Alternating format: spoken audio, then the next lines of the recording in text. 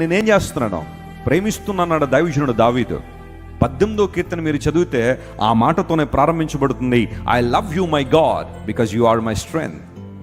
నీవు నా బలమై ఉన్నావు గనుక నేను నిన్ను ప్రేమిస్తున్నాను ప్రభు అనే మాట దావీదు గారు రాశారు.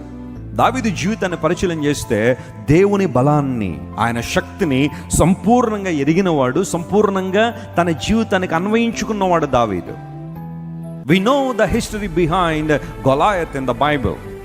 గొలియాతును చూడడం, అమ్మ మన వల్ల కాదులే అని వెనక తప్పుకోవడం. కానీ వన్ ఫైన్ డే ఎవరు వచ్చారు? దావీదు వచ్చాడు. వచ్చి అన్నాడు, ఏంటన్నా సమస్య అన్నాడు. అదిగో వాడు 40 రోజులు సవాల్ చేసేస్తానంటే ఈరోజు ఆడి పని అయిపోయింది అన్నాడు. అసలు నీ స్థితి ఏంటి, అసలు నీ స్టేచర్ ఏంటి, నీ సైజ్ ఏంటి, వాడి సైజ్ ఏంటి, నువ్వు మాట్లాడుతున్న మాటలేంటి? బహుశా మీరు నన్ను పిచ్చోళ్ళు అనుకోవచ్చు, లేదా నేను ఏదో తెలియకుండా మాట్లాడుతున్నామో, కానీ మీరందరూ గొలియాతునే చూస్తున్నారు అన్నయ్య, కానీ నేను వాడి వెనకాల ఉన్న దేవుణ్ణి చూస్తున్నాను అన్నాడు. దేవుడు నా మనస్తోత్రం కలుగును గాక. గొలియాతును జయించడానికి దావీదులో ఉన్నది ఏంటి అంటే శారీరక బలం కాదు, ఆత్మబలం ఉంది, మానసికమైన బలం ఉంది.